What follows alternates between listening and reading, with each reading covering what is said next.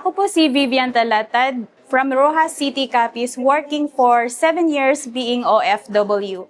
Inaanyayahan ko po kayong manood ng aking kwento sa Empowering OFW.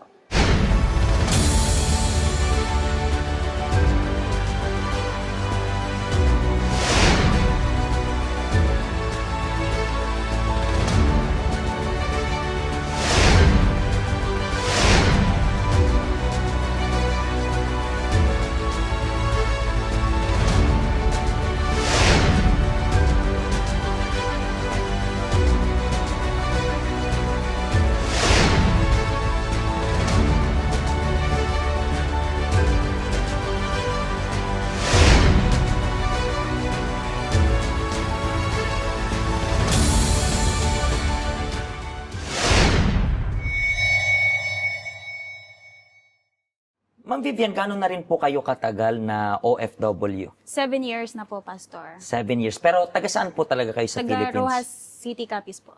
So within these 7 years po na nagwo-work kayo dito sa Hong Kong lang po ba yan or iba't ibang Yes po, bansa? dito lang po sa Hong Kong, Pastor.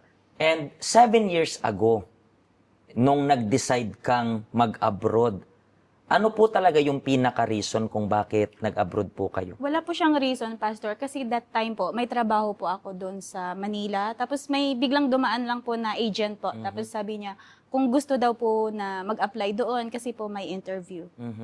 Then, umattend po ako. Tapos, Hong Kong talaga agad Yes yun. po. Bound to Hong Kong Yes talaga po, yun. Hong Kong po talaga. And pagdating mo dito sa Hong Kong, ano naman yung parang kasi kailangan natin mag-adjust ibang Yes bansa, ibang kultura, even food. Ano po yung parang naging culture shock mo? Parang medyo nahirapan kang i-adjust nung nandito ka. Nung sa unang amo ko po, tumagal po kasi ako doon ng 9 months. Pero ano po kasi sa pagkain po, Pastor, at saka sa pahinga din po. When we talk about pagkain, what do you mean yung parang na-shock ka about pagkain? Kasi very late po talaga, Pastor, lalo na stay-in po yung amo ko. When you say very late, late yung kain nila o late yung kain mo? Late po lahat po. So, usually, can you give us an example kung anong ibig sabihin ng late, mga anong oras yun? Kasi po, Pastor, late na rin sila nagigising. Tapos late din silang kakain. Eh ako po, mas nauuna po kasi akong nagigising, Pastor. Parang nakikisabay lang din ako sa kanila kumain.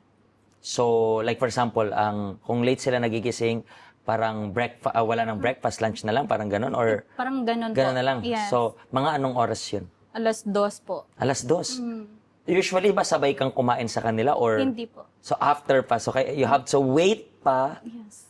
tapos doon ka lang kain. So, how about dinner? Dinner po, nasa tamang oras naman Pero po. yung lunchtime lang, kasi imagine mo, iintayin mo yun. Yes. Siyempre, talagang gutom. And then, sa pahinga naman, ano yung naging shock mo about sa pahinga? Late din po. Kasi yung mga bata, busy po sa kakagawa ng homework. So, apektado din po ako, lalo na wala din po akong sariling room po. Tinatanong ko to sa'yo, kasi, as you know, marami tayong kababayan na gustong mag-work abroad, di ba? And minsan hindi nila naiintindihan yung tinatawag na culture shock na parang wait lang, hindi ako sanay ng ganito. Like for example, sa kain sa Pinas, anong oras ba yung tanghalian natin? Di ba? Mga 11, mga 12 maximum, yun yung tanghalian natin. And then dito, you have to adjust na minsan pakainin. May mga amo dito na sabay kayong kumain. Pero ang rare mahanap ng ganun Yes kasi po. usually, after nila ikaw, kakain. So, they have to prepare yung sarili nila kasi kapag mahina yung loob mo, kung hindi mo kayang mag-adjust, talo ka rin dito.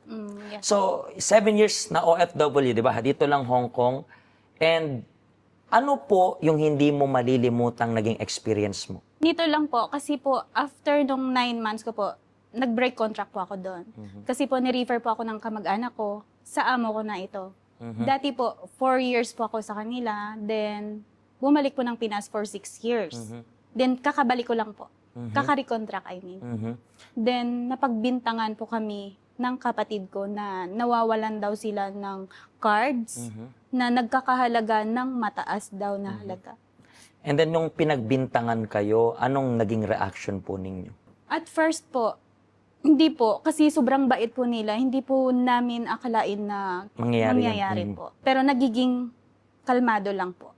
So, that time ikaw naging kalmado ka lang. Yes po. So, pero ano yun, dinala pa rin nila sa yung case na to sa police or hindi naman? Hindi po, kasi that time din po, Pastor, sabi ni amo ko, hindi po pwede kasi parang may pumasok daw po sa bahay nila. May pinapasok po kami.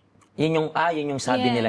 Not really kayo yung kumuha, pero you allowed somebody na parang may magnakaw doon. Yes po. Nung nangyari yan, parang nagbago ba yung treatment nila sa inyo or hindi naman? Araw lang po, nagbago. Mga weeks din po. Naghigpit po sila, nagdagdag po ng CCTV, ganun po. Pero as of now, dyan ka pa rin. Yes po, kasama So, po yung kapatid. Kasama yung kapatid mo. Pero how about now? Yung, I believe, na-discovery nila na wala naman talaga kayong kasalanan. Kasi kung hindi nila kayo terminate, di ba? How about now? Kamusta na po yung case Bumalik na po situation? sa dati, Pastor. Mabait na para sa Yes iyo. po, yung dati nilang camera na naka-on, nakapatay na naman po. Pero ikaw po, bilang isang OFW na 7 years na dito sa Hong Kong, what do you think or ano po kaya yung mapapayo ninyo para sa kanila when it comes about sa buhay nila? Like for example, paano kapag nakaranas sila ng ganitong case na parang, alam mo yun, napagbintangan, siguro may nanonood sa atin right now na napagbintangan rin. Ano kayo mapapayo mo sa kanila when it comes about reacting into that situation? Magiging kalmado lang po, Pastor. Kasi hindi po talaga natin hawak po yung kaisipan din ng mga amo natin. So remain calm lang Yes. and then, yun lang. Yes po, at saka panatilihin po na magiging okay pa rin po yung relasyon. Kasi minsan, Mm. may mga tao na porket napagbintangan, mas sila pa yung bitter kaysa sa nagbintang.